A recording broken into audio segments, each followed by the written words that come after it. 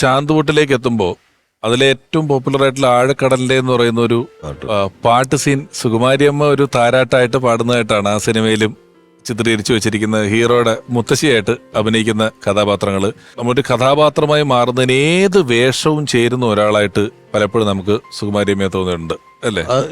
ഭയങ്കര വേഴ്സറ്റൈലായിരുന്നു, ഭയങ്കര എനർജി ഉണ്ടായിരുന്നു അവർക്ക്.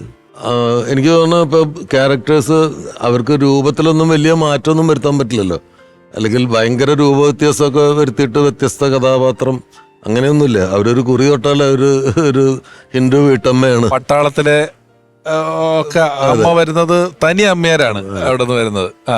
എങ്ങനെ വേണമെങ്കിലും മാറാൻ കഴിയുന്ന ഒരു ഗ്രേസ് അവർക്കുണ്ടായിരുന്നു. പിന്നെ ക്യാരക്ടർ എന്ന് പറഞ്ഞു കഴിഞ്ഞാൽ അത് എന്ത് ദുഷ്ടകഥാപാത്രമാണെങ്കിലും എന്ത് വൾഗറായിട്ടുള്ള ക്യാരക്ടർ ആണെങ്കിലും ഒന്നും ചെയ്യാനൊരു മടിയില്ല. അത് അവരുടെ ഒരു പ്രൊഫഷനെ അത്രയും സിൻസിയറായിട്ട് ആരാധിച്ചിരുന്ന ഒരാളാണ്. എത്രയും ആസ്വദിച്ച് ജോലി ചെയ്യുന്ന ഒരാളെ ഞാൻ കണ്ടിട്ടില്ല. അതുപോലെ തന്നെ സെറ്റുകൾ അവർക്കൊരു വീട് പോലെയാണ്. ആ സെറ്റിലുള്ള എല്ലാ ആൾക്കാരും അവരുടെ മക്കളാണെന്നുള്ളൊരു ധാരണയുണ്ടായിരുന്ന ഒരാളാണ്.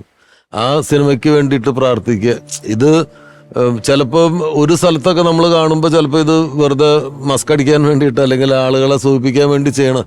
പക്ഷെ ഞാൻ വർക്ക് ചെയ്തിട്ടുള്ള എല്ലാ സിനിമയിലും, നമ്മൾ അസിസ്റ്റൻ്റായിട്ട് വർക്ക് ചെയ്യുന്ന സിനിമയിൽ രാവിലെ അവിടെ അടുത്തുള്ള അമ്പലത്തിൽ പോവും, ഈ സിനിമയുടെ പേരിൽ വഴിപാട് നടത്തും, അതിൻ്റെ ഡയറക്ടറുടെ പേരിൽ പൂജയ്ക്ക് കൊടുക്കും, എന്നിട്ട് അതിൻ്റെ പ്രസാദമായിട്ട് അന്ന് അവർക്ക് വർക്ക് ഉണ്ടെങ്കിലും ഇല്ലെങ്കിലും ലൊക്കേഷനിൽ വരെ എല്ലാവർക്കും ആ പ്രസാദം കൊടുക്കും.